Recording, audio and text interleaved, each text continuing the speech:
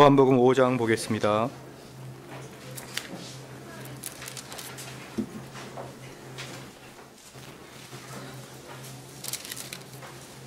요한복음 5장 1절에서 9절 말씀입니다. 요한복음 5장 1절에서 9절입니다. 그 후에 유대인이 명절이 있어 예수께서 예루살렘으로 올라가시니라.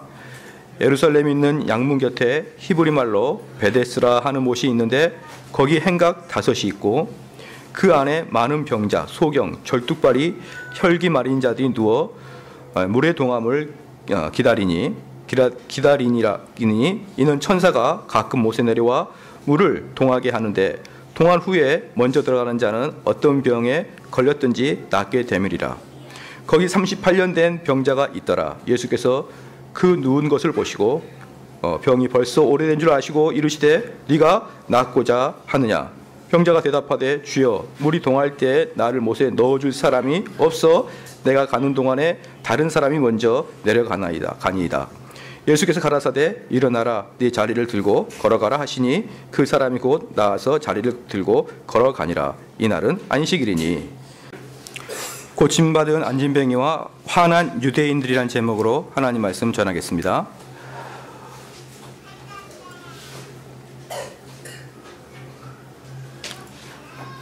요한복음 5장부터는 새로운 대목이 시작이 됩니다.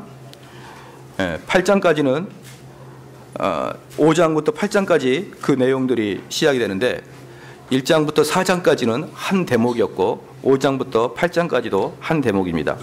이 5장부터 8장까지의 주제는 주로 예루살렘에 있는 유대 지도자들과의 마찰, 그리스도를 반대하는 자들과의 예수 그리스도의 대비, 이런 것들을 볼 수가 있습니다. 5장 이전까지는 유대인들이 대체적으로 예수님을 호의적으로 받아들였다는 것을 우리가 배웠습니다. 첫 번째 누구였죠? 가나 혼인잔치집에서도 예수님은 환대를 받았고요. 그 다음에 사마리아 여인을 구원함으로 사마리아 사람으로부터도 환대를 받았고, 그 다음에 왕의 신하의 아들이 죽게 되는데 고침으로 그들이 가족이 다 믿었다. 1장부터 4장까지는 전체적으로 예수님이 호의를 받았던 그런 기사여 있다면, 이제부터 5장부터는 본격적으로 예수님이 이제 반대에 부딪히는 것들을 우리가 볼 수 있습니다. 사랑하는 성도 여러분, 우리가 예수님처럼 내가 하나님의 뜻을 실천해야겠다 마음을 먹으면 그 순간부터 대적들이 나타나기 시작하는 것입니다. 평상시에는 전혀 대적이 나타나지 않다가도 내가 하나님 말씀대로 내가 실천하겠노라 라고 마음 먹으면 그때부터 수많은 대적이 우리를 공격하는 것을 우리는 알 수 있습니다. 그래서 우리가 신앙생활을 하면서 대적을 만나는 일, 이건 아주 당연한 것이고 그 너무나 당연하기 때문에 성경에 그대로 나와 있는 것입니다. 그럼 이들이 어떤 사람인지 한번 보겠습니다. 특별히 유대 엘리트들인데, 이 5장에서부터 새로운 사람들이 등장하는데 바로 그 사람들을 유대인들이라고 지칭합니다. 특별히 요한복음에서는 유대인들에 대한 이야기가 대단히 많이 나옵니다. 다른 공간복음서 마태, 마가, 누가복음에서는 유대인이라는 그 단어가 6번밖에 안 나와요. 그런데 이 요한복음에서는 무려 70회나 유대인이란 이야기가 나옵니다. 물론 유대인이란 이야기가 나올 때 가끔 좋은 말도 있지만 대부분 나쁜 이야기, 예수님을 반대했던 사람으로 유대인들은 점철되고 있습니다. 자, 여기에서 보니까 그 후에란 말이 대단히 중요합니다. 그 후에 유대인의 명절이 있어 예수께서 예루살렘에 올라가시니라. 이 그 후라는 것은 역사적인 배경이 있는데, 이 역사적인 배경을 우리가 잘 알면 유대인들의 마음을 알 수 있습니다. 첫 번째, 이 후라는 이 사건들 속에 뭐가 있냐 그러면, 그 이후 사건 이전에 유대 나라는 로마로부터 심한 압박을 받고 있었고, 특별히 이 셈족들, 유대인들이 폭동을 자주 일으키므로 로마가 호시탐탐 유대를 지금 손을 보려고 기다리고 있는 그런 기간입니다. 아주 분위기가 살벌하다고 볼 수 있습니다. 두 번째, 세례 요한의 끔찍한 그 체포와 처형이 있었던 시기인 것입니다. 왜냐 그러면 요한복음 3장 한번 펴볼까요? 요한복음 3장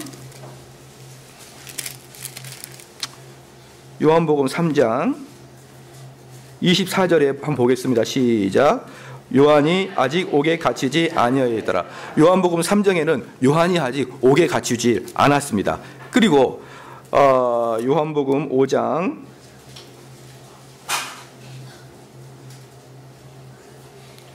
33절부터 35절까지 한번 읽겠습니다. 시작. 너희가 요한에게 사람을 보내매 요한이 진리에 대하여 증거하였느니라.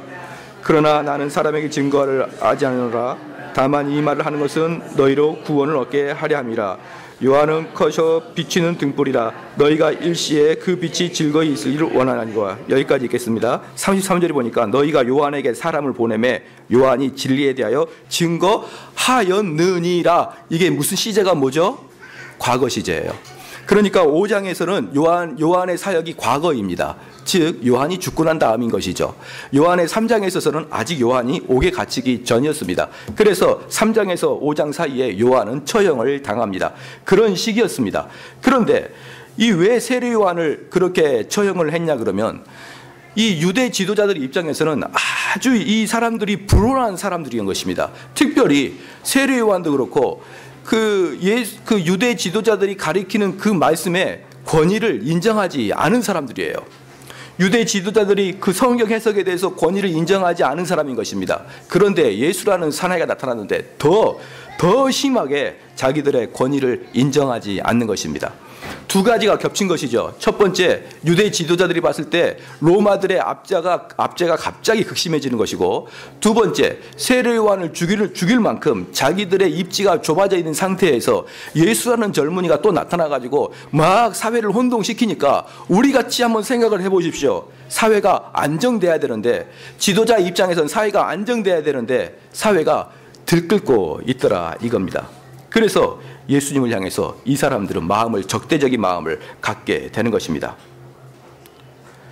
이걸 잘 생각해야 됩니다. 그러니까 우리는 성경을 읽을 때 우리는 예수님의 제자와 같고 우리는 선한 사마리아 같고 이렇게 생각하지 마시고 자칫 내가 유대인의 지도자가 아닌가 한번 생각을 해봐야 되는 것이에요.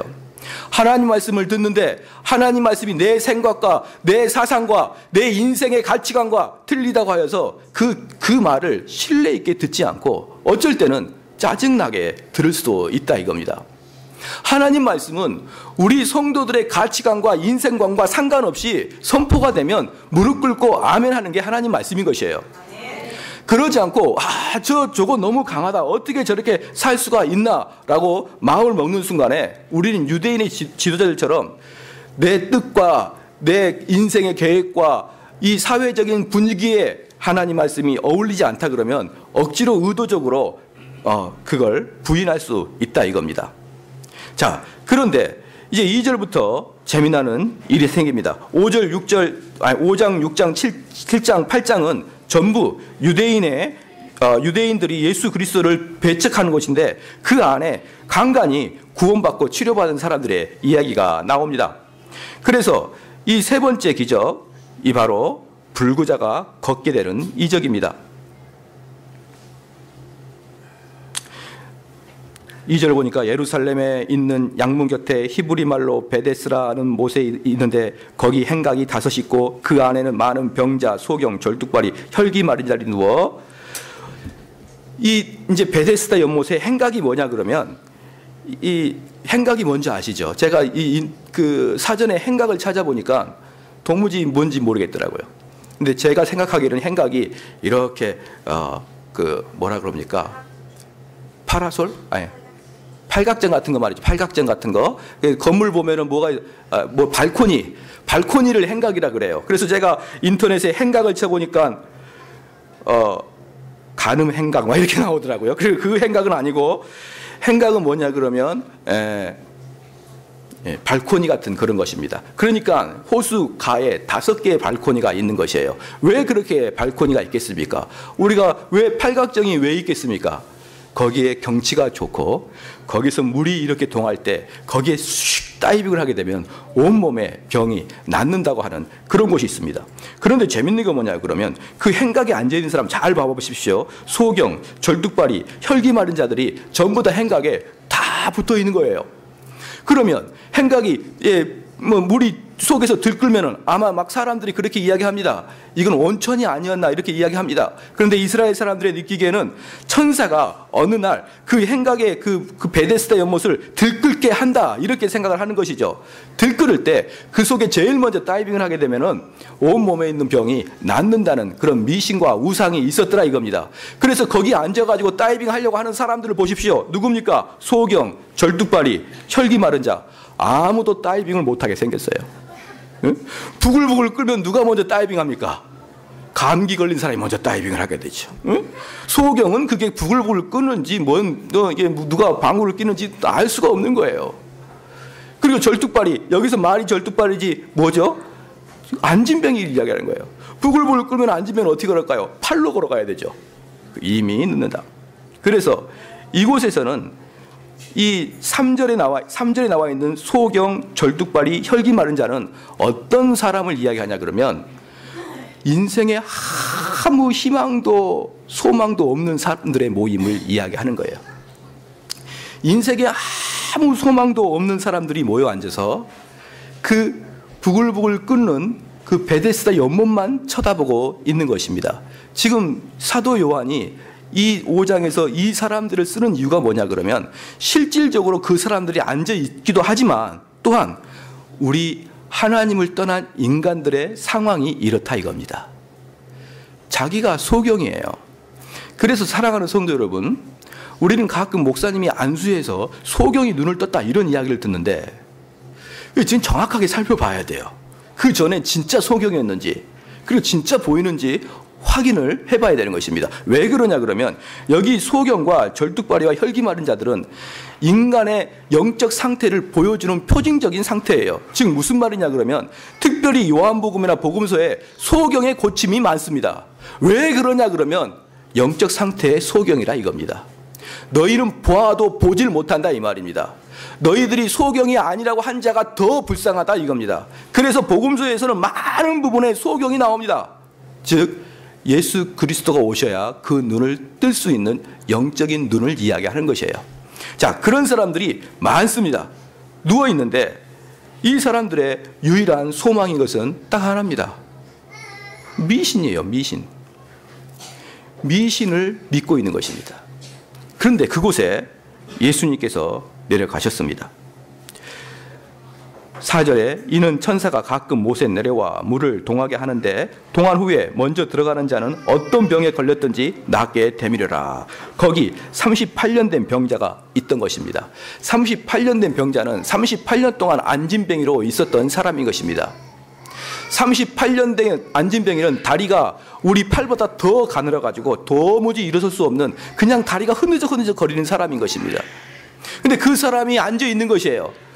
다른 사람보다 더 심각한 병을 걸린 사람이 거기에 앉아 있는 것입니다. 그럴 때 예수님께서 거기 들어가십니다. 그런데 세상을 창조하시고 우리의 생로병사를 화복을 다 주관하시는 그 하나님의 독생자 아들이 그곳에 들어가 있음에도 불구하고 그 메시아를 발견해낼 수 있는 사람은 아무도 없었습니다. 아무도 없고 심지어 예수님이 갈지라도 그들의 요구사항은 내 물에다가 좀 던져주세요라고 이야기하는 것입니다. 7절 말씀 6절 말씀 7절 말씀 읽겠습니다. 시작. 예수께서 그 누운 것을 보시고 병이 벌써 오랜 줄 아시고 이르시되 네가 낫고자 하느냐. 병자가 대답하여 주여 물이 동할 때에 나를 물에 넣어줄 사람이 없어 내가 가는 동안에 다른 사람이 먼저 내려가나이다. 예수님께서 네가 낫고자 원하느냐. 그러니까 그 세상을 창조하시고 하나님의 독생자 아들이신 그분이 바로 그 안진뱅이 앞에 서 있는데 아무도 그 예수님을 알아보지를 못하는 것이에요. 만약에 이곳에 예수님께서 오셨는데 아무도 그분이 예수님인 걸 알아보지 못한다 이 말입니다. 이게 우리한테 얼마나 큰 위로인지 몰라요. 만약에 우리 성도들이 저분이 예수님인 걸 알고 저분이 구세주인 걸 알고 그분을 알고 따라가고 쫓아간다 그러면 우리는 너무너무 힘듭니다. 그런데 기독교의 원리는 뭐냐 그러면요, 먼저 죄인된 우리에게 예수님이 오시는 거예요. 항상 그렇습니다. 그래서 우리는 하나님을 기쁘게 하기 위해서, 하나님을 쫓아가기 위해서 매진한다는 것은 그건 불가능한 거예요. 왜냐하면 예수님이 바로 옆에 있을지라도 완전히 희망과 소망이 없는 그런 병자들도 그분이 소망을 줄 분이라는 것을 까맣게 모르고 있었습니다. 그래서 예수님께서 묻습니다. 네가 낫기를 원하느냐? 예수님께서 지금도 우리에게 동일하게 이야기하십니다. 네가 구원받기를 원하느냐? 그러면 우리는 어떻게 됩니까? 당장 우상 미신을 받는 거예요. 어떻게 합니까? 네가 구원받기를 원하느냐? 그럼 내가 더 무엇을 할까요? 우리가 무엇을 하고, 우리가 그 예수님의 그 예수님을 기쁘게 해주기 위해서 무엇을 하고, 이런 방면으로 구원으로 들어가는 게 아니라, 구원은 철저히 예수 그리스도의 믿음을 통해서 들어가는 것입니다. 그런데 이게 얼마나 어려운 것인지를 좀 더 우리는 봐야 되는 것이에요. 그래서 예수께서 가라사대 8절에 보니까 일어나 내 자리를 들고 걸어라 하시니 그 사람이 곧 나아가서 자리를 들고 걸어가니라. 이날이 안식일이니라. 예수님께서 구원하신 방법은 뭐냐 그러면 그 사람의 이야기를 듣고, 그래서 요즘에 이게 정말 옳지 않는 그 방법 중에 하나가 뭐냐 그러면 그 성경을 연구하는 사람일지라도 이렇게 이야기할 수 있습니다. 누군가가 상담을 하는데, 요즘에 그 상담이 많이 한국 교회에 바람처럼 불고 있죠. 그리고 내적 치유도 많이 바람을 불고 있는데, 그 중에 하나의 방법이 뭐냐 그러면 그 상담자와 피상담자가 다 앉아 있습니다. 그러니까 목사님과 성도가 딱 앉아 있고 상담자와 피상담자가 이렇게 앉아 있습니다. 그리고 마음의 상처를 가득 받은 사람이 딱 와가지고 목사님 제 이야기를 들어봐 주세요 라고 이야기를 합니다. 그리고 그 사람의 이야기를 쫙 합니다. 이야기를 쫙 하면은 이걸 듣고 있던 상담사가 탁 듣고 있다가 다른 말 안 합니다. 그냥 눈을 감고 이렇게 이야기하면 되는 것입니다. 자매님 얼마나 고생이 많았습니까? 그러면 상담을 하다가 눈물이 픽 돌아요. 그래 내가 정말 고생했지. 자매님 나빠서 그런 거 아닙니다. 사회 환경이 안 좋았고 자매님이 처해있던 학교 분위기가 안 좋았고 자매님께서 살았던 가정이 안 좋았습니다. 자매님의 잘못이 아닙니다. 그러면 그 자매는 눈물을 막 웁니다. 그래 내 잘못이 아니야. 내 잘못이 아니야. 자매님 힘내십시오. 그러면 그 자매님은 힘을 내고 돌아갑니다. 그런데 한 일주일 있다가 또 스트레스를 또 받아요. 스트레스 없는 데가 어디 있겠습니까? 그럼 또 찾아갑니다. 그럼 목사님이 또 말해보십시오. 그럼 계속 말합니다. 현대 상담학의 특징이 뭐냐 그러면 피상담자가 계속 이야기를 하는 것이에요. 피상담자가 계속 이야기를 하고 상담자는 계속 듣고 있다가 많은 말을 하지 않고 이거 하면 되는 겁니다. 오 자매요, 오 형제요, 당신이 얼마나 힘들었습니까? 물론 이 방법이 쓸모없다는 방법이 아닙니다. 이 방법이 의미 없다는 게 아닙니다. 그렇지만 이걸로는 사실은 아무것도 해결할 수 없는 것이에요. 예수님은 그렇습니다. 네가 낫기를 원하느냐? 네. 그럼 과거를 이야기해봐라. 이렇게 이야기를 하지 않습니다. 네가 낫기를 원하느냐? 네 상처를 나에게 보여주라. 이야기하지 않습니다. 네가 낫기를 원하느냐? 어떻게 한다고요? 일어나 걸어라. 할렐루야. 이게 성경의 말씀인 것입니다. 그래서 성경은 우리 성도들이 상담을 하러 만약에 오게 되면 물론 여러분의 문제를 이야기하겠죠. 그 다음에 뭐냐 그러면 목사님의 따발총 같은 소리를 들어야 돼요. 하나님 말씀을 계속 들어야 되는 것입니다. 왜냐 그러면 우리가 왜 이 땅에서 상담이 그렇게 필요하고 왜 이 땅에서 우리가 그 목사님을 찾아가가지고 내 속마음을 다 이야기하면서 내 아픈 마음을 알아달라고 그래야 되냐 그러면 여전히 내 마음 속에 내 중심 속에 중심이 성령님이 아니라 나기 때문에 그러는 것이에요. 사랑하는 성도 여러분, 우리 마음 속에 누가 계십니까? 성령님이 계십니다. 우리 마음 속에는 예수 그리스도가 승천하시고 이후에 성령님께서 내려오셔가지고 우리 심령들 마음속에 성령님이 다 계십니다. 성령님의 특징이 카운셀러입니다. 성령님의 특징이 무엇입니까? 상담하는 것입니다. 그래서 내 마음속에 어려움이 있으면 당장 내주하고 계시는 성령님께서 나를 상담해 주시고 나를 힘을 주실 것입니다. 그런데 문제는 뭐냐 그러면 이 속에 성령님이 없기 때문에 계속 사람을 찾아다니면서 상담을 해야 되는 것이에요. 계속 내 마음속에 성령님이 임재하지 않았기 때문에 나는 위로받을 곳이라는 것은 정신과 의사, 상담사, 목사님밖에 없는 것입니다. 그래서 성령님의 사역을 우리가 잘 모르는 사람들은 계속적으로 상담 목회를 하고 있는 것이에요. 상담 목회의 특징이 무엇입니까? 그 사람의 마음속에 있는 걸 다 들어주고 이해해 주는 게 상담 목회의 특징입니다. 그런데 성경에서는 계속 이야기합니다. 우리 사람들의 상황과 우리 사람들의 그 현재적 사회적 상태에 관심 없이, 환경에 관심 없이 하나님 말씀은 계속 일괄되게 선포되더라 이 말입니다. 할렐루야. 이게 중요한 것입니다. 그래서 소경을 보십시오.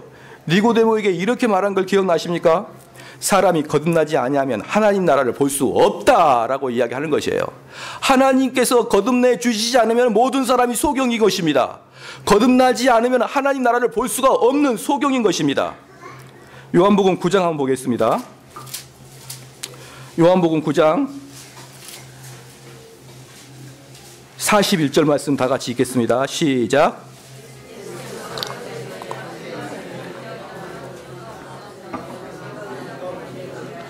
예수께서 가라사대 너희가 소경되었다 하면 죄가 없다.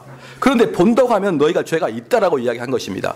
왜 이게 무슨 말씀이냐 그러면 다 영적으로 죽어 있는데 나는 만족하다. 성경 말씀에 비춰봤을 때 분명히 저 사람은 영적으로 죽어 있음에도 불구하고 나는 내 삶에 만족하다. 내 삶의 가치관이 난 뚜렷하다. 이렇게 하는 사람은 죄가 있더라 이 말입니다. 두 번째, 절름발이를 보십시다. 요한복음 6장 한번 보겠어요.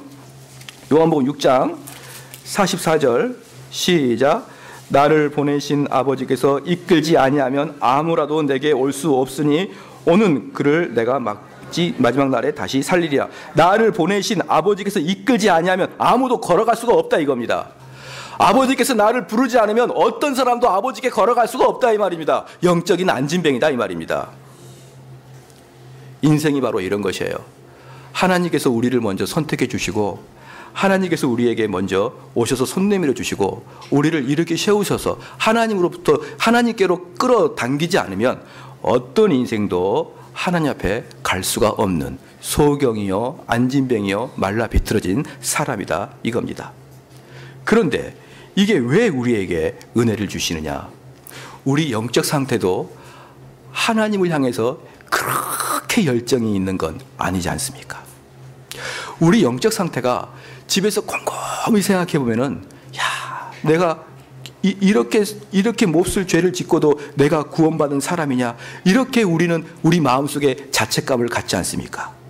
그런데 그 사람에게 예수님이 간다 이 말입니다. 할렐루야. 그 사람에게 예수님이 간다 이겁니다. 그런데 두려운 것은 뭐냐? 이렇게 자기가 완전히 영적으로 소경되고 절뚝발이 되고 쓸모없는 자가 된다는 것을 아는 사람은 예수님이 그 사람을 도와주지만 자기가 소경되지 않고 자기가 절뚝발이 되지 않았다고 생각하는 사람들은 예수님이 필요가 없는 것이에요. 엊그저께 우리 누구하고 제가 영화를 봤습니다. 영화를 봤는데 타오라는 영화를 봤습니다.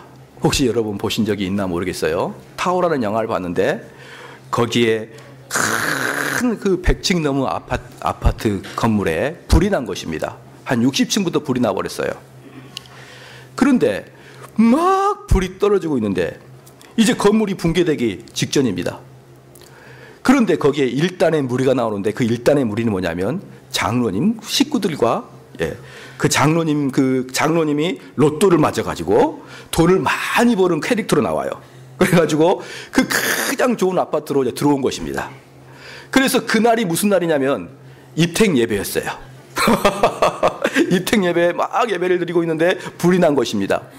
그 불이 났더니 막 이제 막 무너진다 그러니까 장로님들과 그 입택 예배에 온 사람들이 모여 앉아서 기도를 하는 거예요. 주여, 구세주를 보내주소서, 우리를 살려주소서, 우리를 살려주소서. 그러는데 그 소방관 중에 한 명이 이탈된 소방관이 있었거든요. 불 끄다가 떨어져가지고 이탈된 소방관이 길 찾다가 딱 마주쳤어요. 그랬더니 기도하는 사람들이 할렐루야 그러니까 그 소방관이 믿지 않는 소방관이거든요. 사람들이 할렐루야 그러니까 그 소방관이 할렐루야 이렇게 이야기했어요. 그러니까 그들이 아멘 그랬습니다. 그러면서 그게 명확하게 무엇을 보여주냐 그러면 구세주의 모습을 보여주는 거예요. 그게 저는 그냥 코미디로 흘러갈 수 있는 내용인데 사실 구세주의 내용이 그런 것입니다. 구세주는 우리가 불에서 죽게 될 때, 물에 빠져 죽게 될 때 그 나타나는 119 대원의 모습이 구세주라 이 말입니다. 그걸 우리는 진지하게 깨달아야 되는 것이에요. 우리가 진짜 죽게 되고 내가 소경이요 절뚝발이고 말라 비틀어진 사람인 것을 내가 깨닫고 느낄 때 구세주가 진짜 구세주가 되는 것입니다. 119 대원들이 아무리 지나가도 내가 물에 빠져 있지 않고 내가 죽어 있지 않으면, 내가 그냥 쓸모없는 자라는 것을 인식하지 못하게 되면 그냥 일반적인 아저씨에 불과할 뿐인 것입니다. 그런데 내가 죽게 된 상황에서는 119 대원들은 나의 생명을 건져준 너무너무 절대절명한 구세주라 이겁니다. 그래서 우리 성도들은 항상 나는 보잘것도 없고 나는 쓸모없는 자라는 것을 인식하고 있어야 되는 것입니다. 할렐루야. 그러지 않은 유대인들을 보십시오. 이걸 다 고치니까 유대인들이 뭐라고 합니까? 이날은 안식일이다. 아무리 하나님의 기적이 나타나고 하나님의 그 외아들인 그 독생자 예수께서 이 땅에 오셨을지라도 유대인들은 자기 철학과 자기 사상에 어긋난다고 생각하니까 이날은 안식일이다. 제 뭔가 잘못하고 있다. 이렇게 이야기합니다. 오늘 본문 말씀을 보고 여러분 분명히 깨달으셔야 됩니다. 어떤 자가 구원을 받느냐, 어떤 자가 구원을 받지 못하느냐 분명하게 여기서도 나타납니다. 요한복음은 계속적으로 구원받은 자와 구원받지 못한 자를 번갈아서 계속 보여주는 거예요. 그런데 자기가 소경되었던, 자기가 절름발이 됐던 사람은 구원을 받는데 자기 사상이 콱 들어가가지고 어떠한 예수 그리스도에 대한 흥미도 느끼지 못한 사람은 구원을 받지 못하는 것이에요. 이게 얼마나 무서운 건지 모릅니다. 제가 이번에 지난주에 어떤 목사님과 대화를 나눈 중에 깜짝 놀라는 이야기를 들었어요. 무슨 이야기를 들었냐 그러면 노아 시대 때 하나님께서 죄를 얼마나 싫어하고 그 죄인들을 얼마나 보잘것없이 여기느냐 이 이야기를 하면서 무슨 이야기를 해주시냐 그러면 창조과학회 서적을 읽어보니까 노아 시대 때 사람들이 몇 명을 잡느냐, 노아 시대 때 그때 전 세계에 퍼져 있던 사람을 최대 90만 명으로 잡는다고 합니다. 최소 10만 명, 최대 90만 명, 최소 10만 명이 노아 시대 당시에 백성들로 살고 있었습니다. 그런데 하나님이 죄를 얼마나 싫어하시느냐, 90만 명 중에 아니면 최소 10만 명 중에 구원받은 사람은 8명밖에 없습니다. 그거 아십니까? 그 이야기를 듣고 사뭇 놀랐어요. 그렇구나. 90만 명 중에 다 쓸어버려도 하나님은 하나도 아까워하지 않습니다. 그 노아 시대 때 그 사람들과 우리들이 무엇이 다릅니까? 노아 시대 때 사람을 무엇으로 표현하였습니까? 먹고 마시고 장가가고 집 사고 집 팔고 이것에 온통 정신 팔려 있다는 것을 상징적으로 보여주는 노아 시대 사람들이 몇 명이라고요? 최소 10만 명을 하나님은 쓸어버렸습니다. 눈도 깜짝하지 않고 전 세계를 다 멸족시켜버렸어요. 그 시대 사람들이 얼마나 많았던지, 그 시대가 얼마나 체계적이었던지 성경에는 그 시대를 구시대라고 합니다. 구시대. 그리고 새로운 시대가 재창조된 것입니다. 노아 때 8명으로 다시. 그만큼 하나님은 죄를 싫어하십니다. 그만큼 하나님은 거듭나지 않는 자를 아무 쓸모없다고 느끼신 것입니다. 그 나시대 노아 시대 때 얼마나 많은 사람들이 출세하고 얼마나 많은 사람이 돈을 벌었겠습니까? 그런데 그 하나님 눈에는 쓸모없는 사람인 것입니다. 마지막으로 우리가 누가복음 한번 보십시다. 누가복음 19장.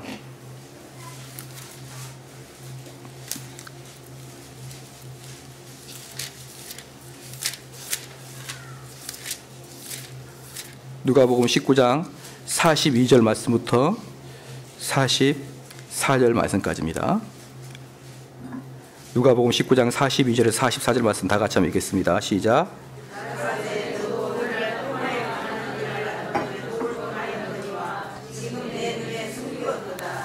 날이 이를지라 내 원수들이 토성을 쌓고 너를 둘러 사면으로 가두고 또 너와 및 그 가운데 있는 내 자식들을 땅에 맺히며 돌에 하나도 돌에 남기지 아니하리니.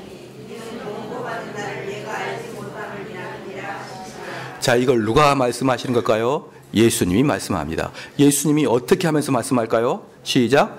울면서 말씀하십니다. 울면서 말씀합니다. 41절 다 같이 시작.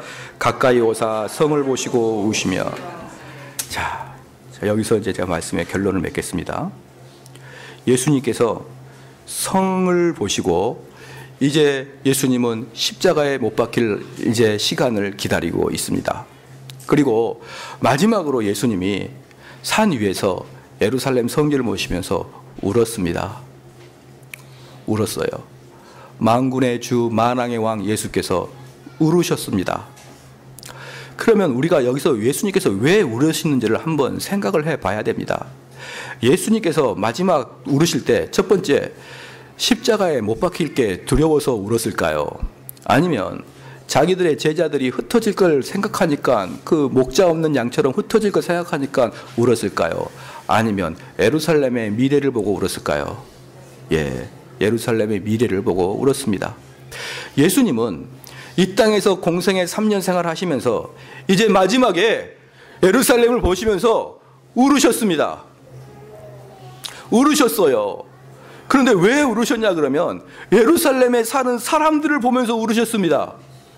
왜 울으셨냐 그러면 예루살렘에 사는 사람들이 예수님을 받아들이지 않고 예수님께서 그렇게 그들에게 하나님과 화해의 관계를 접목시키려고 했는데 이들이 끝내 받아들이지 않고 예수님을 배척하고 배반하고 드디어 그들이 구원을 받아들이지 않자 예수님께서 마지막에 우셨어요.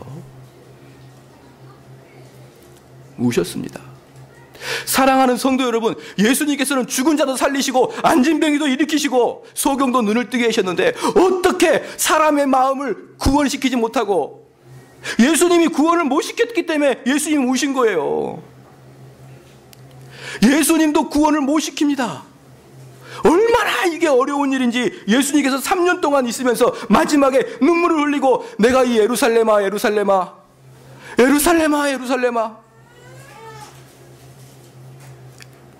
사랑하는 성도 여러분, 하나님이 이 세상을 창조할 때 말씀으로 창조하십니다.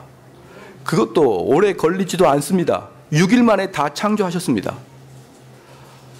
비다 있으라, 궁창아 벌어져라, 땅아 있어라, 있어라 있어라 있어라. 그러니까 6일 만에 세상이 척척척척 생깁니다.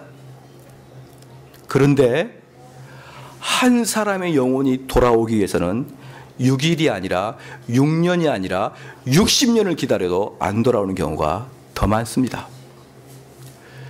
하나님 입장에서 봤을 때는 이 세상을 창조하는 것보다 더 어려운 게 뭐냐면 한 사람의 영혼이 하나님께로 돌아서는 그 거듭남의 영혼이 더 어렵습니다. 그러니까 예수님도 어찌할 수 없이 울고 그냥 가시는 거예요. 노아 시대 때 단 8명만이 구원을 받았다는 것을 아시길 바랍니다. 그러니 우리가 얼마나 나는 안일하게 생각하고 나는 뭐 구원 받았겠지, 나는 뭐 30년 다 했으니까 구원 받았겠지, 안일하게 생각하지 마시고 우리는 하나님 앞에 계속 나의 죄에 대해서 고백을 계속 해야 되는 것이에요. 우리가 구원을 못 받았으니까 두려워 떨라 이게 아닌 것입니다. 우리는 그 속에서 드디어 예수 그리스도를 발견하게 된다 이 말입니다. 할렐루야.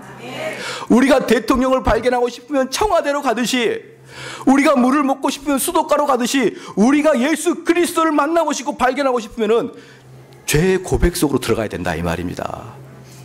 그것도 입으로 하는 죄의 고백이 아니라 그냥 술렁술렁하는 죄의 고백이 아니라 가슴을 찢고 심장을 찢는 듯한 애통함의 죄의 고백 속에 있을 때 예수 그리스도가 나타나서 딸아 내가 너를 구원하였노라.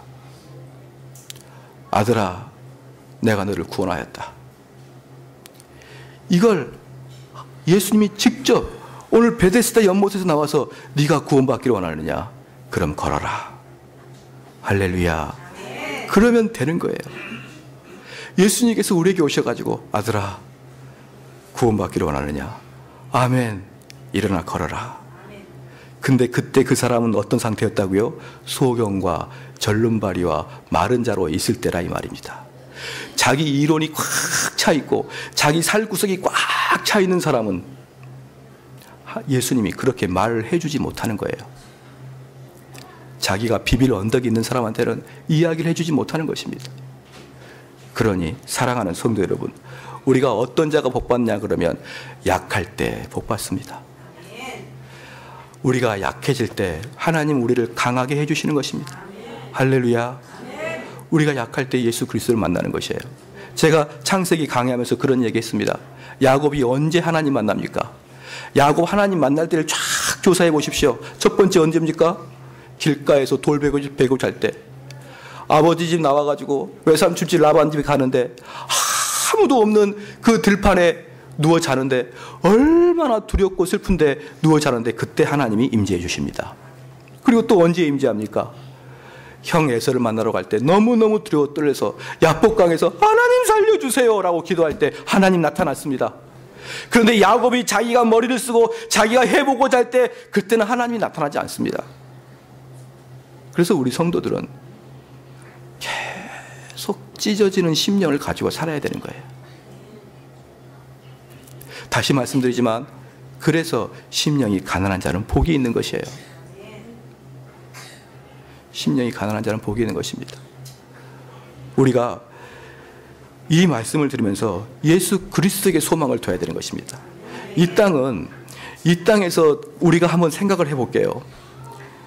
먹고 자고 명성을 날리고 진급하고 이런 거 전부 다 한번 생각해 보십시다. 내가 죽으면 다 쓸모가 없어지는 것이에요. 그래서 성경에서는 이러한 것들을 뭐라 그러냐면 썩어질 것들이다 그럽니다. 야 이놈 썩을 놈아, 그게 욕이 아니라 진짜예요. 우리는 다 썩을 놈이에요. 그러니까 주변에 있는 사람이 야 이 썩을 놈아 그러면 할렐루야 이렇게 대답을 해야 되는 거예요. 어찌 이렇게 잘하십니까? 우리는 썩을 것입니다. 그리고 우리한테 막 가지고 있던 모든 것들, 명예, 권력, 돈, 명성 다 썩어져 없을 겁니다. 그런데 우리는 썩어질 것만 애타게 찾지 않느냐 이 말입니다. 그러다가 진짜 예수 그리스도 소망을 놓치고 가는 것이에요. 그래서 교회는 두 가지 교회가 있습니다. 첫 번째는 뭐냐 그러면 성도들이 막 썩어질 것을 요구합니다. 이번에 진급, 이번에 승진, 이번에 합격, 이번에 돈 번 거, 이번에 사업 추진, 우리 아들 군대, 우리 딸 시집 잘 가는 것, 병 낫게 해주는 것, 병 나는 것도 썩어질 거 아시죠? 할렐루야. 병 나아도 곧 썩어져요. 예수님께 살림받아도 나사로 또 죽어요? 다 썩어질 것입니다. 그렇게 병 나을 것, 이런 것 다 그렇게 기도하고 그런 것들로 교회 생활을 다 하면은 목사님께서 그것을 부추기는 교회가 있습니다. 잘합니다. 놓고 기도하십시오. 또 하나 교회는 뭡니까? 우리 성도가 썩어질 것을 구할 때 목사는 그게 아닙니다. 우리가 진정으로 구해야 될 것은 예수 그리스도를 바라보는 것입니다. 라고 이야기하는 교회가 있다 이 말입니다. 사랑하는 성도 여러분, 말씀의 결론을 맺겠습니다. 우리는 우리 가치관으로 똘똘 뭉쳐있는 사람이 있습니다. 어떤 예수 그리스도의 메시지가 떨어져도 어떠한 그 말씀의 칼날로 그 사람을 들이파도 너무나 꽉 자기의 아직과 자기의 자아가 꽉 있어가지고 뭔 말을 하든지 나는 절대로 변하지 않겠습니다 라고 하는 사람이 많습니다. 왜 우리가 그걸 알 수 있냐 그러면 노아 시대 때를 알 수 있고 아무리 외쳐도 사람이 돌아서지 않고, 예수님 시대 때도 아무리 외쳐도 사람들이 돌아서지 않고, 오늘 오후 예배 때 에레미야를 설교하는데 에레미야나 선지자들이 아무리 외쳐도 사람들은 돌아서지 않습니다. 그만큼 한 사람의 마음이 바뀌는 게 그만큼 어렵다는 것이에요. 그런데 우리 여기 있는 성도들은 마음의 은혜를 받기를 축원합니다. 그래서 마음에 그는 단단하고 고집스러운 아집이 다 깨져버리고 그냥 부서지고 오직 예수님만을 바라보는 그러한 성도 되기를 축원합니다.